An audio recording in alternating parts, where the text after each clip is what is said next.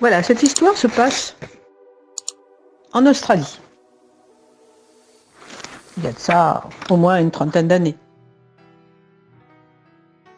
En Australie se trouvait un jeune rabbin, un jeune émissaire du rabbi, et il raconte lui-même l'histoire suivante. Il dit: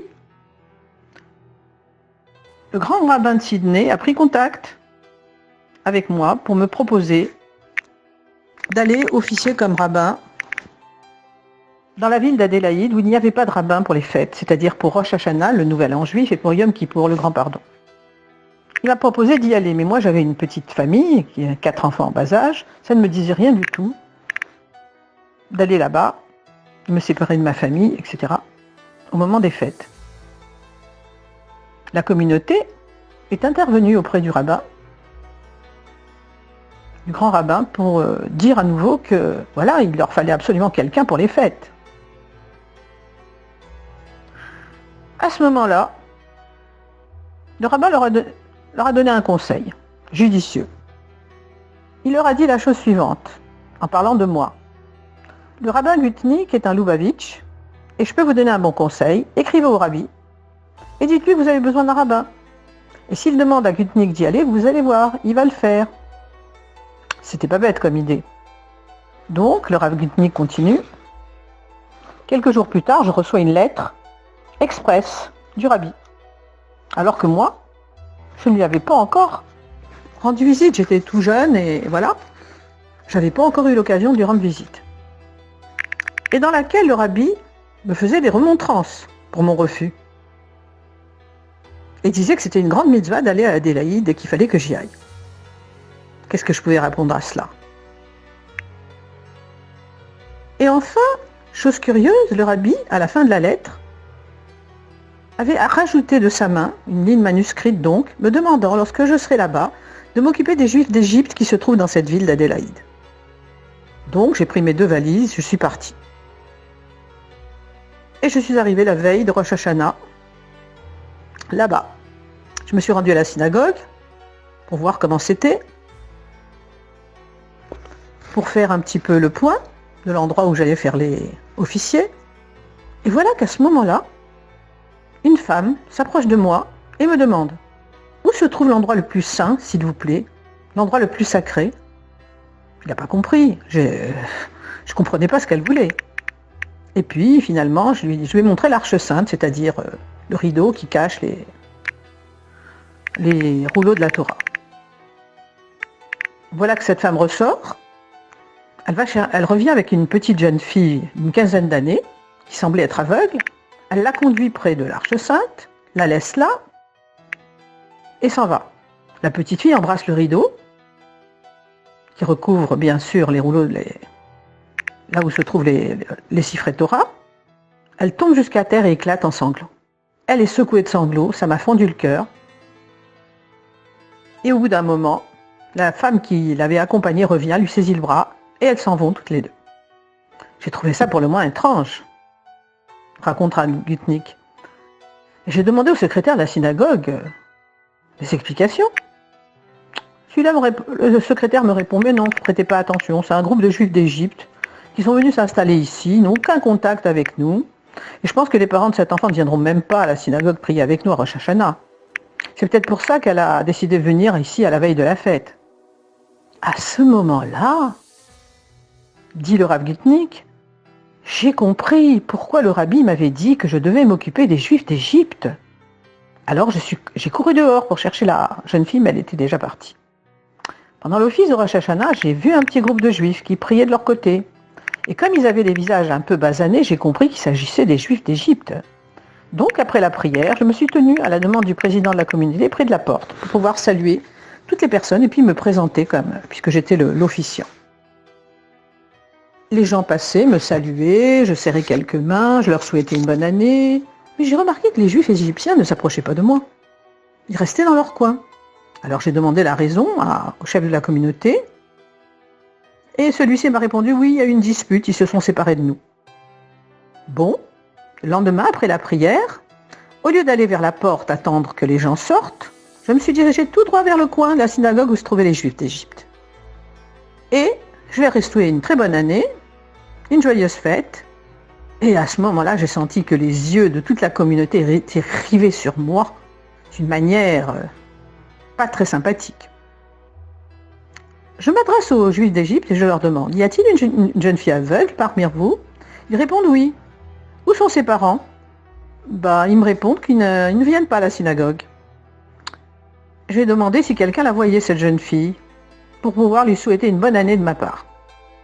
Le lendemain matin, le téléphone sonne dans ma chambre d'hôtel et j'entends une voix d'enfant qui dit « Je suis la petite fille aveugle ». Mais avant que je puisse ajouter un mot pour lui répondre, j'entends que quelqu'un lui arrache le combiné et raccroche. « Ça m'a beaucoup contrarié, dit le Rav Gutnick. Le jeudi soir arrive, c'est veille de Yom Kippour, et je n'arrivais pas à me calmer. Je suis allée voir l'officiant de la synagogue et je lui ai raconté l'histoire. Il me dit « Laissez tomber, soyez gentils, ne vous occupez pas des Égyptiens, ils vont nous créer des ennuis. » Mais moi, je ne l'ai pas écouté. Je lui ai demandé de donner l'adresse et le numéro de téléphone de cet enfant, et je l'ai appelé. Je téléphone, une voix me répond au bout du fil, je lui dis « C'est bien là qu'habite la petite fille aveugle ?» On me répond « Oui. » C'est de la part de qui? Et je réponds de la part du rabbin Gutnick. Et à ce moment-là, on me raccroche au nez immédiatement. Alors là, j'ai recommencé, on me raccrochait toujours au nez, alors j'ai décidé de ne pas abandonner l'affaire et j'ai commandé un taxi. Je me suis rendu à l'adresse que m'avait indiqué le chef de la communauté. Au bout d'une demi-heure, j'arrive, il était de 11h du soir. J'ai tapé à la porte et quand on m'a ouvert, j'ai coincé la porte avec mon pied pour qu'on ne la referme pas sur moi. Et je leur ai dit, je vous prie de bien vouloir me recevoir. J'ai fait un très très long voyage, exprès pour venir vous parler. Alors on m'a fait entrer, on m'a installé dans le salon, la petite fille aveugle est venue également. On a discuté chaleureusement, j'ai expliqué tout ce que je savais sur le judaïsme d'Égypte, ça leur a plu, j'ai essayé de les apprivoiser un petit peu, pour gagner leur confiance. La mère est partie pour faire du thé, et j'en ai profité pour parler avec la petite jeune fille pendant que sa mère n'était pas là. Elle a éclaté en sanglots et m'a expliqué. À tel point que ça m'a tellement touchée que moi-même je me suis mis à pleurer.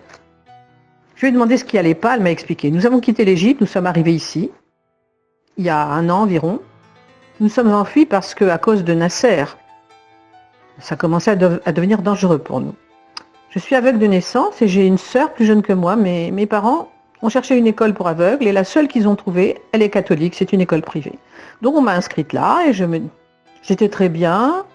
Et voilà que 5 mois plus tard, le curé m'a convoqué et il voulait absolument que j'adopte la foi catholique. Je lui ai dit que non.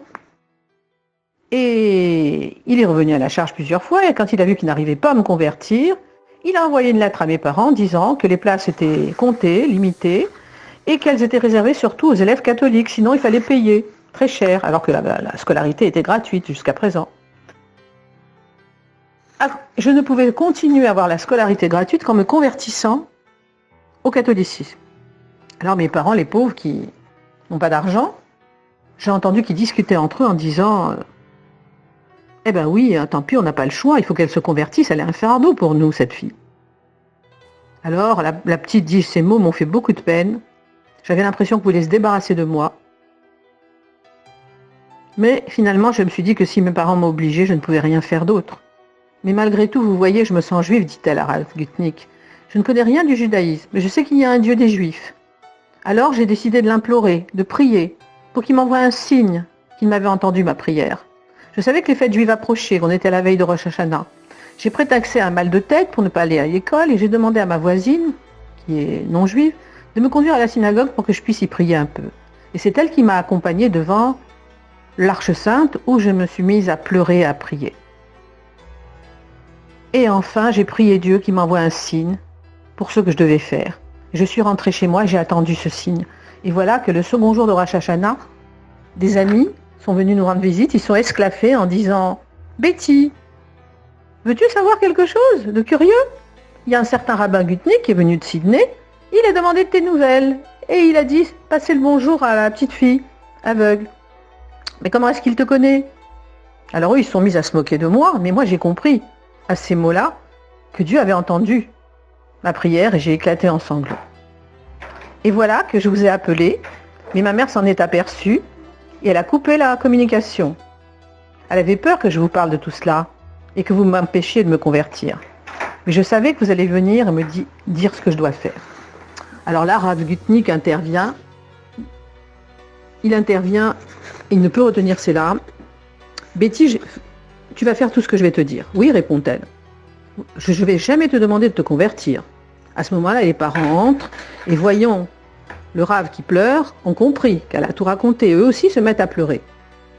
Et ils disent, nous ne voulons pas qu'elle se convertisse. Nous sommes des bons juifs, mais nous n'avons pas le choix, nous n'avons pas d'argent pour payer l'école privée.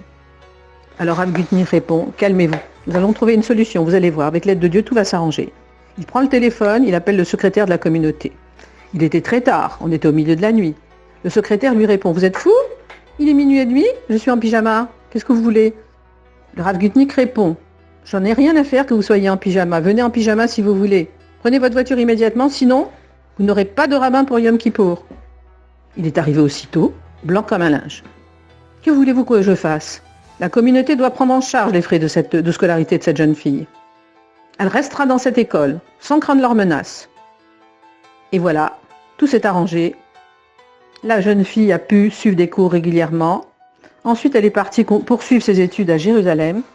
Et à l'heure qu'il est, elle est mariée à un juif séfarade qui n'est pas aveugle, qui est voyant. Et elle a une famille très religieuse qui habite à Rehovot. Et maintenant, le Rav Gutnick a compris pourquoi le rabbi avait ajouté qu'il fallait s'occuper des Juifs d'Égypte. Et quelques années plus tard, il s'est rendu chez le rabbi, qui l'a regardé avec un petit sourire en coin et avec des yeux perçants lui a dit « Ce n'a pas été un signe uniquement pour la petite fille aveugle, c'en est également un pour vous. Car le but de votre existence est d'éclairer les yeux de ceux qui sont spirituellement aveugles. Il faut donc abandonner toutes les autres tâches pour se consacrer à celle-ci. »